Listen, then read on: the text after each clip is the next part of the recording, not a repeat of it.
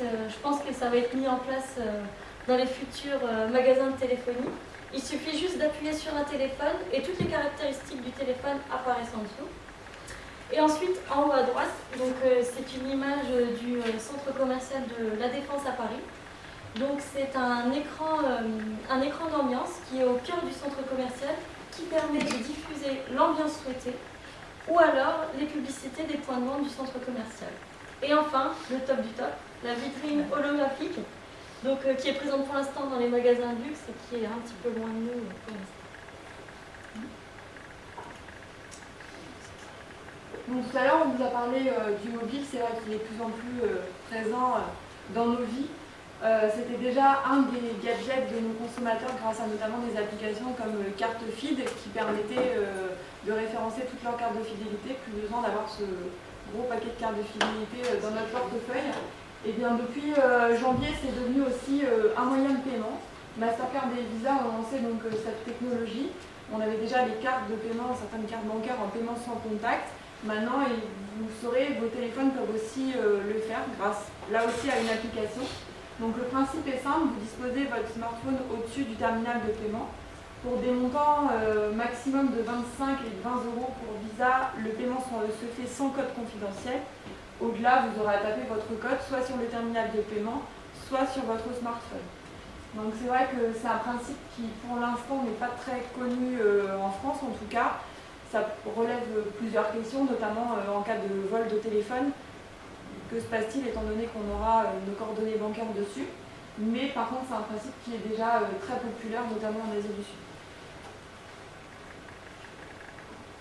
Check It, c'est une application sur smartphone qui permet de faire participer le consommateur tout en le rémunérant. Donc le principe est simple, ce sont certaines marques ou enseignes qui font appel à Check It pour collecter des informations. Par exemple, savoir si leur produit est bien implanté dans tel rayon, dans tel magasin. Donc le consommateur est prévenu sur son téléphone.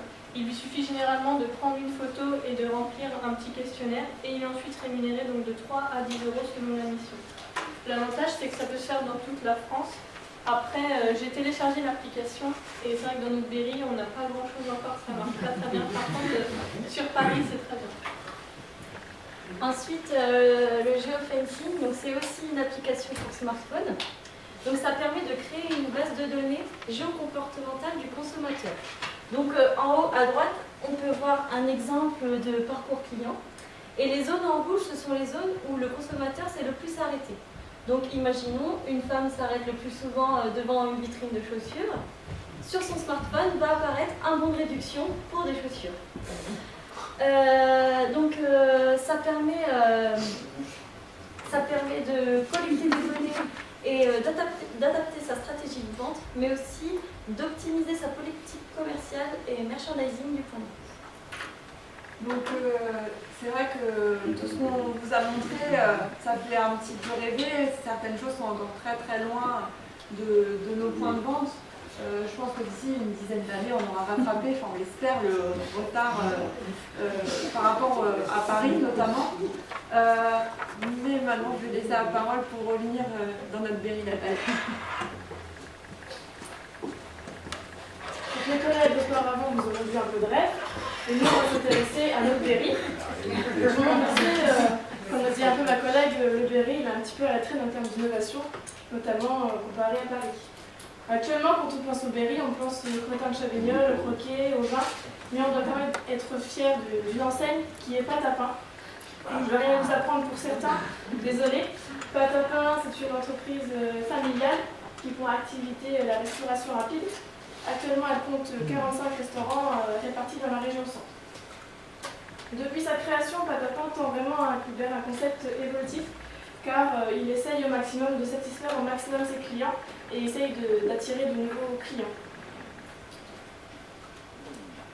Donc, depuis peu, Pâte à Pain se met à la page et crée enfin son site e-marchand, donc pateapintraiteur.com, où le client peut enfin commander ses viennoiseries pour le matin, son plateau repas et aussi pour les fêtes ou les réceptions, son traiteur. Donc, comme je l'ai dit, Pâte à Pain veut attirer les entreprises. Donc vous, étant des responsables, lorsque vous faites des réunions, ça vous barbe un petit peu, par exemple, d'attendre que les plats sortent toutes les 20 minutes. C'est pourquoi le plateau repas reste la solution, puisque dans un même plateau, vous allez avoir le plat et le dessert. Donc cela vous enlèvera le temps d'attente et aussi moins de frais puisqu'ils sont à des coûts assez raisonnables. Donc il faut savoir que Pâte à Pain est la première enseigne de restauration rapide à pratiquer ce concept dans le Berry. Au niveau national, on va retrouver Classe-Croûte qui reste le leader et qui est déjà bien loin devant nous, puisqu'il propose des produits bien plus raffinés et également plus mijotés. Cependant, Classe-Croûte a lancé l'idée qu'il voulait s'implanter dans le Berry. C'est pourquoi Pâte à Pain veut lui créer certaines barrières à l'entrée en proposant ce concept. Pâte à Pain cherche également à satisfaire ses clients. Tout le monde le sait, un client qui est satisfait est un client qui reviendra et qui n'ira pas forcément chez ses concurrents. C'est pourquoi, depuis peu, Pâte à Pain a rénové la plupart de ses restaurants afin de proposer à ses clients un restaurant plus agréable, de façon à l'inciter à rester plus longtemps et aussi à consommer. Ensuite, l'enseigne s'est intéressée aux enfants, qui restent les premiers prescripteurs d'achat auprès de leurs parents, en installant des tablettes de jeux interactifs. Donc cela change un petit peu de Ronald qu'on peut trouver chez McDonald's, mais aussi notre éternel Philadelphia.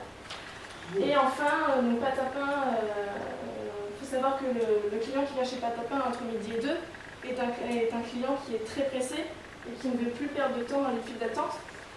C'est pourquoi, dans peu de temps, autour du zoo parc de Beauval, un nouveau restaurant va ouvrir ses portes où le client pourra commander au préalable ses produits sur son PC ou son smartphone et venir les récupérer au restaurant.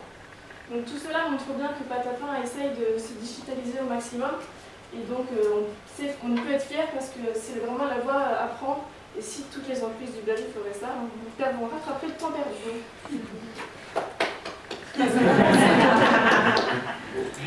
Face à l'avancée du succès de la grande distribution, le domaine de l'agriculture a beaucoup souffert.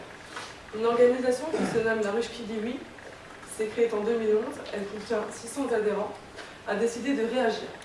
Alors le concept de La Ruche qui dit oui, c'est le démarchage de producteurs afin de mettre en ligne leurs ventes et de les rebooster. Donc, lorsque vous allez sur le site de La Ruche qui dit oui, en premier lieu, vous pouvez voir le slogan défendu qui est « Manger mieux, manger juste ». Vous pouvez vous identifier en tant qu'offreur, en tant que demandeur, mais aussi créer une ruche, participer à une ruche, ou encore fournir une ruche. Ce site commercial, donc cette plateforme de e-commerce, a aussi pour intérêt à changer le mode de distribution habituel des producteurs qui était de vendre leurs produits à des distributeurs. Alors que là, le producteur a l'occasion lui-même de gérer sa vente en ligne. Nous avons eu la chance de participer à l'inauguration de la ruche de Bourges. L'association s'appelle les Berrivores et rencontrer Mathilde Dumont, donc la présidente de cette association. Nous nous sommes alors interrogés sur ses principales motivations. Ces principales motivations découlaient sur 3 grandes finalités. La première finalité est de changer les modes de consommation des citadins. Le client qui va à Pâte à Pain en semaine entre midi et 14h peut changer son mode de consommation le week-end, aller sur le site de La Ruche qui dit oui et former son panier marchand pour changer de mode de consommation. La deuxième grande finalité est d'améliorer la proximité client-producteur. C'est-à-dire le producteur qui n'a pas de magasin physique a pour disposition un local accueillant, spacieux, afin de pouvoir présenter ses produits